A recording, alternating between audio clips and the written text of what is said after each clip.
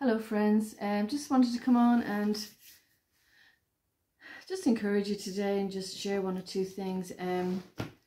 I had shared about a psalm that the Lord had given me the other day, and I just wanted to read you some verses from it because it is amazing, and I wanted to connect it with other verses in the scriptures that I think would just be a benefit. So I'm just going to read a few verses, and then I just want to have a chat about one or two things that have happened as well.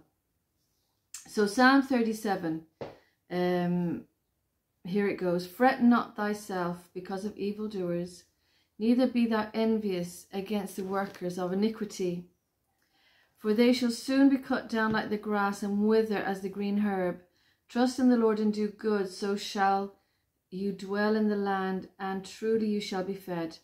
Delight yourself also in the Lord, and he shall give you the desires of your heart. Commit your ways unto the Lord, trust also in him, and he will bring it to pass. And he shall bring forth your righteousness as the light, and your judgment as the noonday. Rest in the Lord, and wait patiently for him. Fret not thyself because of him who prospers in his way, because of the man who brings wicked devices to pass. Cease from anger and forsake wrath. Fret not thyself in any wise to do evil. For evildoers shall be cut off, but those that wait upon the Lord, they shall inherit the earth. For yet a little while, and the wicked shall not be. Yea, though thou shalt diligently consider his place, it shall not be. But the meek shall inherit the earth, and shall delight themselves in the abundance of peace. The wicked plots against the just, and gnashes upon him with his teeth. The Lord shall laugh at him, for he sees that his day is coming. The wicked have drawn out the sword, and have bent their bow, to cast down the poor and needy, and to slay such as be of upright conversation. Their sword shall enter into their own heart, and their bow shall be broken. A little that a righteous man has is better than the riches of many wicked. For the arms of the wicked shall be broken, but the Lord upholds the righteous. The Lord knows the days of the upright, and their inheritance is forever. They shall not be ashamed in the evil time, and in the days of famine they shall be satisfied. But the wicked shall perish, and the enemies of the Lord shall be as the fat of lambs. They shall consume into smoke, shall they consume away. So I thought that was an amazing, appropriate scripture for the season that we're in at the moment, because we know there's a lot going on. There's going to be a lot of changes happening. And if you've been listening to prophetic voices, you'll kind of know about that.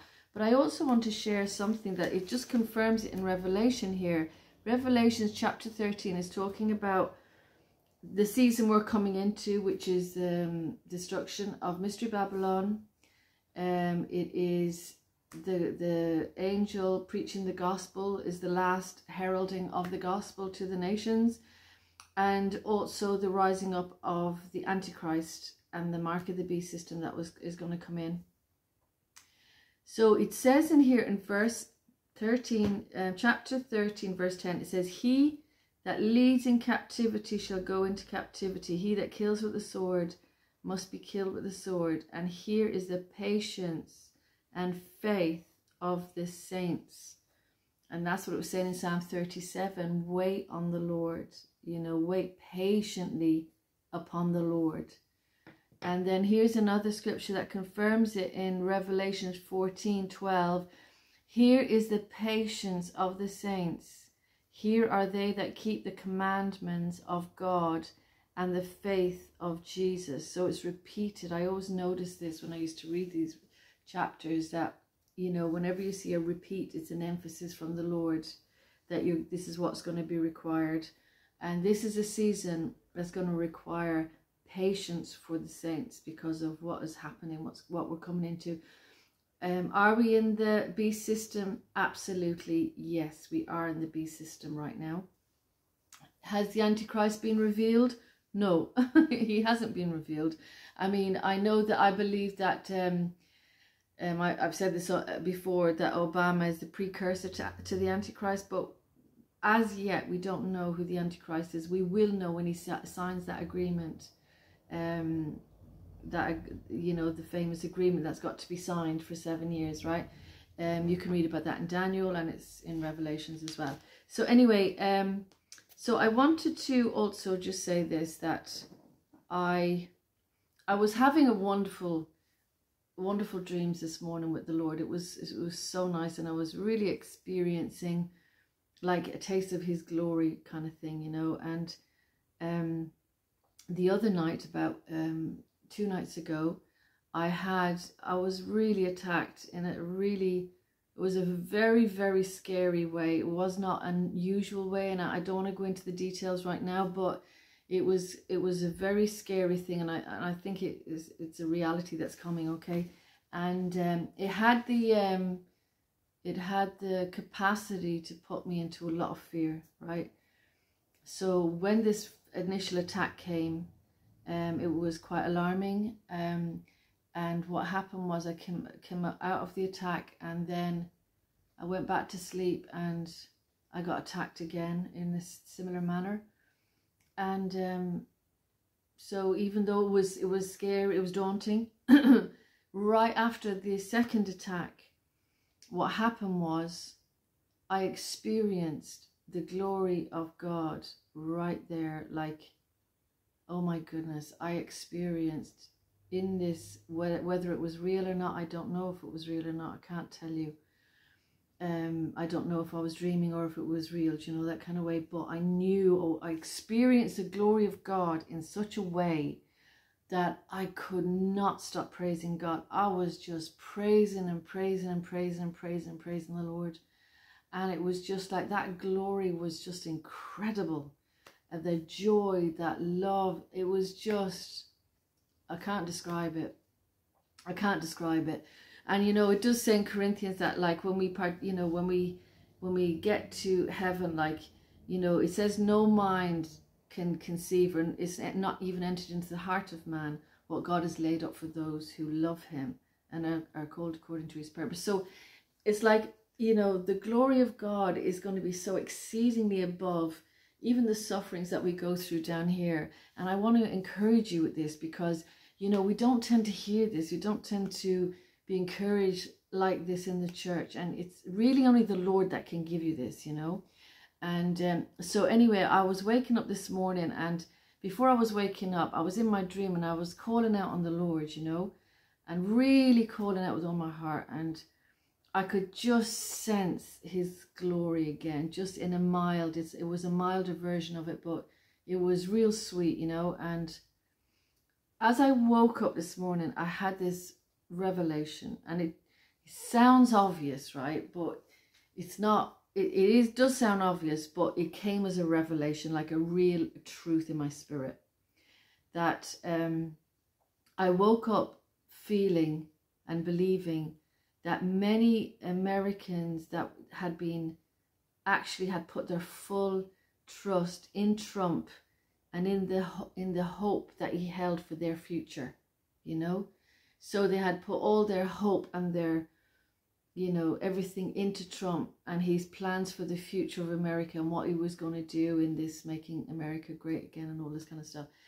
And I knew by revelation that they had completely shifted and put all their hope in something that they should never have put their hope in. I just absolutely knew that by the Spirit this morning.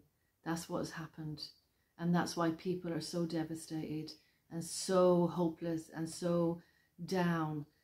And so I just, you know, I just want to encourage people, like, we're not to put our hope in this world. We're not to put our hope in money or in a politician or in, you know, or a nation or a country or the American dream even. Do you know what I mean? We're not to put our hope there.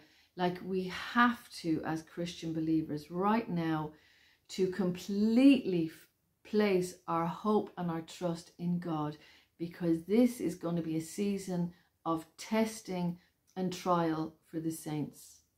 And there is some things that we do not receive or embrace, and that we have to pray to keep ourselves free from, and that is fear. One of them is fear.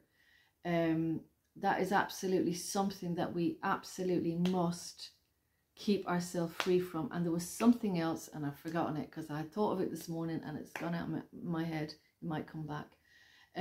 But that's very, very important, that we put our full faith and trust in the Lord and ask him for spiritual experiences, and ask him to speak to you, and ask him to visit you, and, you know, have encounters with you, so that your faith can be made strong. Like Paul had a visitation from the Lord. He said that he visited paradise and he heard things that, you know, other people would not hear, and see things, you know, and he didn't share all the things that he saw or heard. But I do believe that his encounter, that heavenly encounter for Paul, gave him that stamina, strength, courage and faith to go through what he had to go through. And I don't usually share about things that I've, you know, encounters I've had with the Lord, but I will say I've had two notable visitations from the Lord that was quite, you know, life-changing, altering, you know. And when Paul talked about how he considered everything dung in comparison to the glories that are before him, I experienced that. Like, I just knew that what Paul was saying was because he had a heavenly encounter, a heavenly visitation.